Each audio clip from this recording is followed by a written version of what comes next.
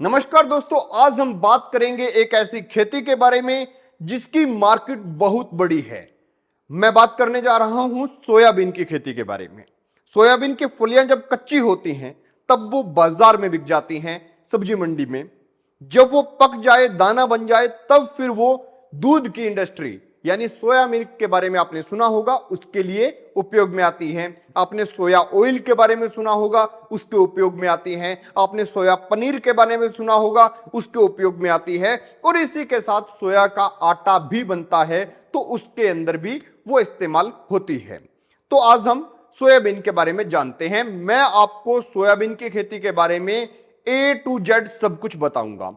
सबसे पहले बताऊंगा खेत का चुनाव कैसे करें, फिर हम बात करेंगे खेत की तैयारी कब कैसे करें, फिर हम बात करेंगे बुआई के सही समय के बारे में, फिर हम बात करेंगे बीज की अच्छी किस्मों के बारे में, फिर हम बात करेंगे बीज की मात्रा कितनी होनी चाहिए, फिर हम बात करेंगे बीज का उपचार कैसे करना है, फिर हम बात करेंगे बुआई के सही तरीके के बारे में, फिर हम बात करेंगे निराई गुड़ाई कब करनी है कब नहीं करनी, फिर हम बात करेंगे खाद कौन सी देनी है, फिर हम बात करेंगे बीमारी के बारे में, फिर हम बात करेंगे सिंचाई के बारे में, फिर हम बात करेंगे उत्पादन कितना होगा इस बारे में, और अंत में आपको बताऊंगा कि कमाई कितनी होगी, पर एकड़ की कमाई कितनी होगी उसके बारे में।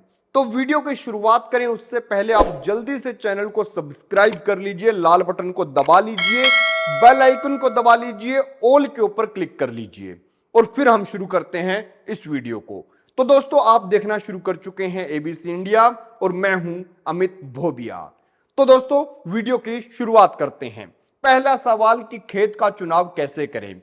सिंपल है, वो मिट्टी हो जिसके अंदर अच्छी ताकत हो, यानी फर्टाइल सॉइल होनी चाहिए।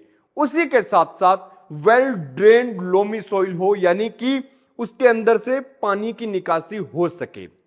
जिनके यहां पानी की निकासी की दिक्कत आती है उनको भी एक तरीका मैं बता दूंगा। तरीका सिंपल है कि वो बेड पर खेती कर सकते हैं। अब रही बात कि खेत की तैयारी कैसे करें। सबसे पहले आपको डीप प्लाऊ खेत के अंदर चलाने हैं। उसके बाद में सूखा खेत है, अच्छे से डीप प्लाऊ चलाए। उसके बाद में उसके अंदर 40 क्विंटल पर एकड़ के हिसाब से आपको गोबर की खाद जो है वो डाल देनी है, सड़ी गली जो गोबर की खाद है वो। और फिर आपको उसे पानी से भर देना है खेत को। नहर के पानी को लगाने का प्रयास कीजिए, नहर या नदी के पानी को, जमीन के पानी को लगाने का प्रयास ना कीजिए। एक बार पानी भर गया खेत में तो 2-3 दिन बाद खेत का पानी जो है वो नीचे आना शुरू हो जाएगा और जमीन जो है उसके अंदर नमी हल्की हल्की बनी रहेगी और ट्रैक्टर उसके अंदर चल सके ऐसी व्यवस्था हो जाएगी।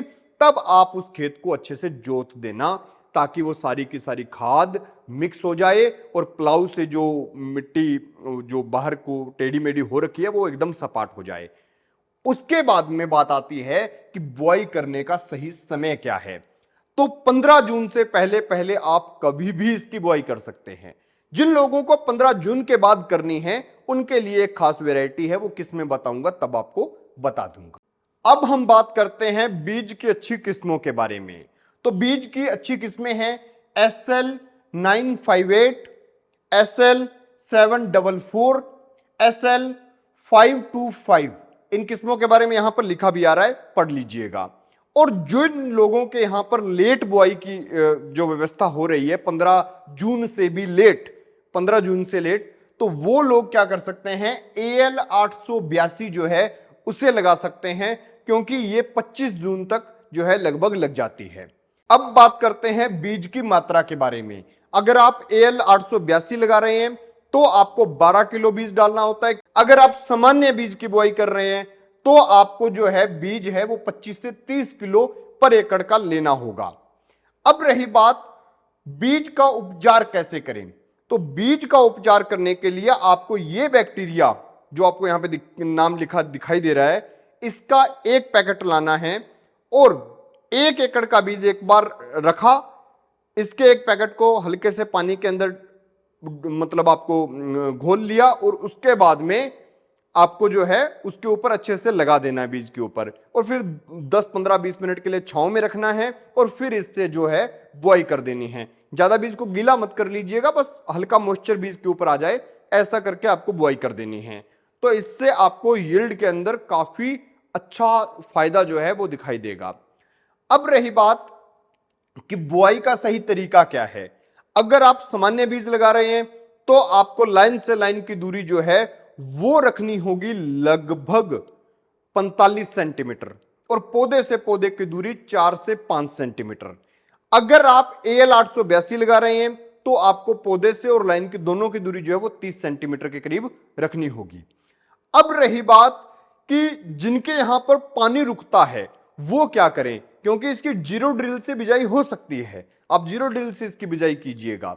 लेकिन जिनके यहां पे पानी रुकता है वो क्या करें, तो वो लोग बेड बनाओ, बेड से बेड की दूरी 65 सेंटीमीटर रखो, और एक बेड के ऊपर 2 लाइनें लगाओ। उन 2 लाइनों की जो दूरी है वो लगभग 30 सेंटीमीटर रखो। पौधे से पौधे की दूरी 4 से 5 सेंटीमीटर रखो।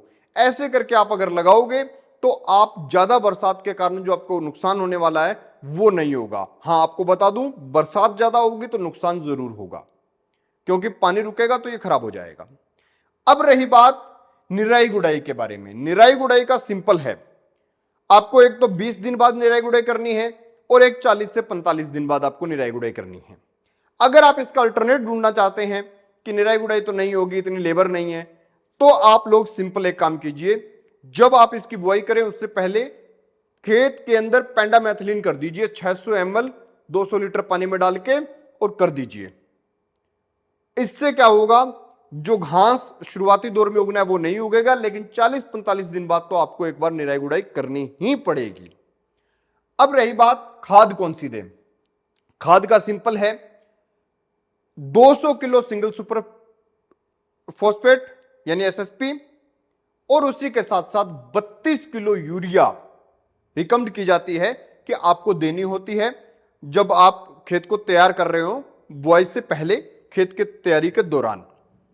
दूसरी चीज, अगर आपके खेत में पहले से गेहूं की बुआई हुई है, यानी पहले आप गेहूं की फसल थी, पिछली फसल गेहूं की थी, तो इस फसल में आप सोयाबीन बो रहे हैं, तो उस खेत के अंदर आप जो SSP है वो 150 किलो कर दीजिए, 200 किलो ना कीजिए। अब रही बात कि बीमारी कौन कौन सी आती है, तो बीमारी, कई बीमारियां आती हैं। वो कौन सी आती हैं वो मैं आपको बता देता हूं। सबसे खतरनाक बीमारी आती है हैरी कैटरपिलर की, पोड बियर की, व्हाइट फ्लाई की, और इसी के साथ साथ टैबैको कैटरपिलर। और व्हाइट फ्लाई ज्यादा आएगी तो उससे YMV वायरस जो है वो भी आ जाएगा। तो अब जिनके यहां पर YMV आता है वो लोग इन वैरायटीज को मैं उनको रिकमेंड करूंगा कि ये जो 3 वैरायटी हैं ये वो उगाएं, इससे नहीं आएगा। अब बात करते हैं सिंचाई के बारे में। सिंचाई का सिंपल, अगर रेन अच्छी हो जाए तो ठीक है, आपको सिंचाई नहीं करनी, वरना 3 सिंचाई तो आपको करनी ही पड़ेगी, और कोशिश कीजिएगा नहर के पानी की सिंचाई करने का। अब रही बात उत्पादन कितना होता है, डिपेंड करता है टोटल इन्वायरमेंट पे, और आपकी बीमारियां कितनी आई हैं, आपने उनको कैसे क्योर किया है उसके ऊपर। तो उत्पादन का सिंपल है भाई, उत्पादन तो इसका लगभग जो है 6 से 8 क्विंटल के बीच में आराम से हो जाता है। वैसे अगर ज्यादा में देखें तो 10 क्विंटल तक भी कई जगह उत्पादन जो है वो निकलता है पर एकड़ का, लेकिन 8 क्विंटल, 6 क्विंटल, 8 क्विंटल तो आराम से हो जाता है। बस आपको अच्छे से केयर करनी है, बीमारियों से खेत को बचाना है। पत्ते जो हैं वो पीले पर के हल्के हल्के झड़ने लग जाएंगे, पोड हल्के हल्के रंग अपने बदलने लग जाएंगे, उस वक्त आपको इसे हार्वेस्ट कर लेना है। और अगर आप इसे घर पर रखना चाहते हैं तो 7% से कम मॉइस्चर हो तब आप इसे सुखा के बोरियों में पैक करके रख दीजिए। अब रही बात कमाई कितनी होगी, तो आज का अगर रेट देखें तो 40-68 के हिसाब से तो 37,000 के आसपास कमाई हो रही है। लेकिन जब रेट बढ़ जाएंगे 5,000 के पास आसपास ये आराम से बिक जाता है, तो लगभग 40-45 हजार रुपए के आसपास की कमाई हो जाती है। वो उत्पादन पे डिपेंड करता है। खैर दोस्तों, मैंने आपको जो रिकमेंडेड पैकेज था पंजाब यूनिवर्सिटी के द्वारा, पंजाब सरकार के द्वारा जो खरीफ का रिकमेंडेड पैकेज था, उसके आधार पर पूरी की पूरी इंफॉर्मेशन दी है। शायद आपको ये इंफॉर्मेशन अच्छी लगी हो, और अगर अच्छी लगी हो तो चैनल को सब्सक्राइब कर लीजिए, बेल आइकन को दबा लीजिए, और अगर इंफॉर्मेशन अच्छी नहीं लगी तो हमें अच्छे से हड़का दीजिए कमेंट बॉक्स में, जो आपका मर्जी दिल करे। बस गाली गलौज से परहेज कीजिएगा, सुझाव जो हो वो दीजिएगा। कर देखते रहिए एबीसी इंडिया।